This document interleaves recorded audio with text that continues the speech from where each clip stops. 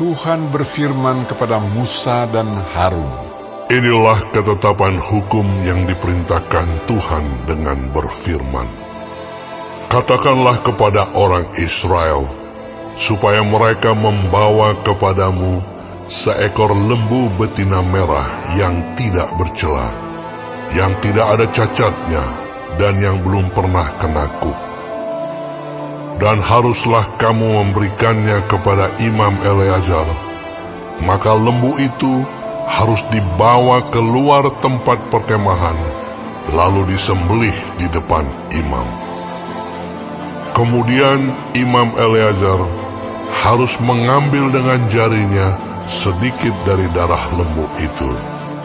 Lalu haruslah ia memercikkan sedikit ke arah sebelah depan kemah pertemuan sampai 7 kali. Sesudah itu, haruslah lembu itu dibakar habis di depan mata imam. Kulitnya, dagingnya, dan darahnya haruslah dibakar habis bersama-sama dengan kotorannya. Dan imam haruslah mengambil kayu aras, hisop, dan kain kirmizi, dan melemparkannya ke tengah-tengah api yang membakar habis lembu itu.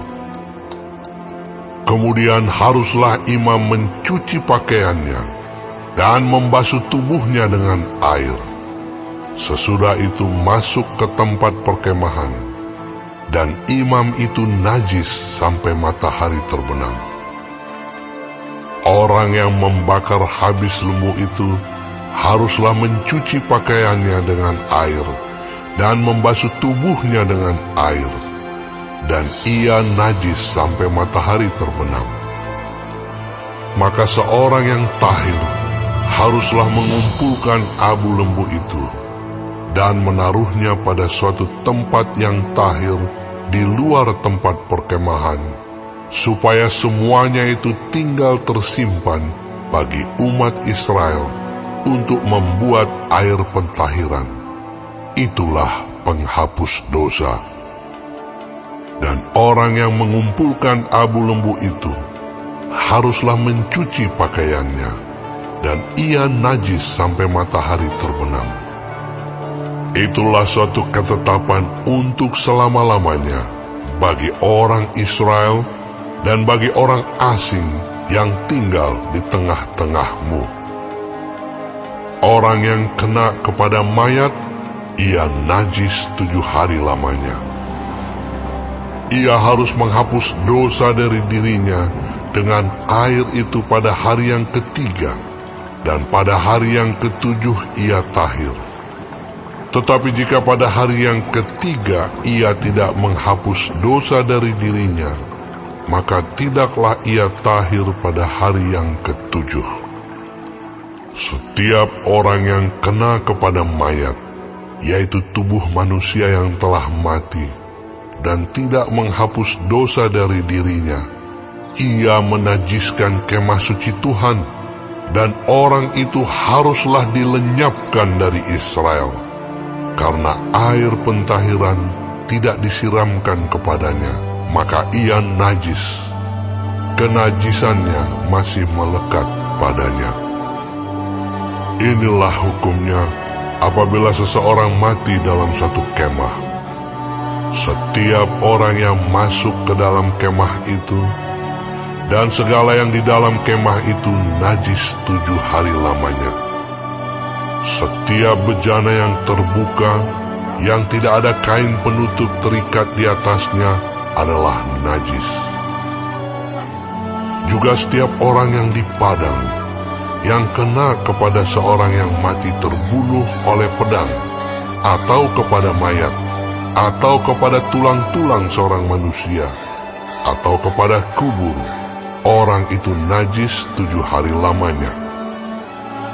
Bagi orang yang najis, haruslah diambil sedikit abu dari korban penghapus dosa yang dibakar habis. Lalu di dalam bejana abu itu dibubuhi air mengalir.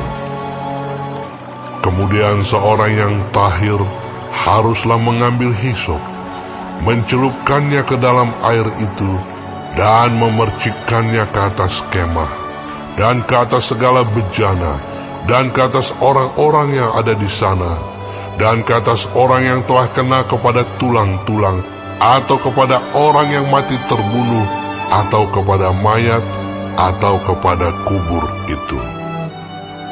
Orang yang tahir itu haruslah memercik kepada orang yang najis itu pada hari yang ketiga dan pada hari yang ketujuh. Dan pada hari yang ketujuh itu haruslah ia menghapus dosa orang itu. Dan orang yang najis itu haruslah mencuci pakaiannya dan membasuh badannya dengan air, lalu ia tahir pada waktu matahari terbenam. Tetapi orang yang telah najis dan tidak menghapus dosa dari dirinya, orang itu harus dilenyapkan dari tengah-tengah jemaah itu, karena ia telah menajiskan tempat kudus Tuhan. Air pentahiran tidak ada disiramkan kepadanya, jadi ia tetap najis. Itulah yang harus menjadi ketetapan bagi mereka untuk selama-lamanya. Orang yang menyiramkan air penyuci itu, ia harus mencuci pakaiannya.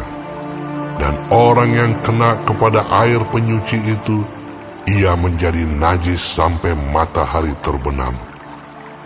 Segala yang diraba orang yang najis itu menjadi najis, dan orang yang kena kepadanya menjadi najis juga sampai matahari terbenam.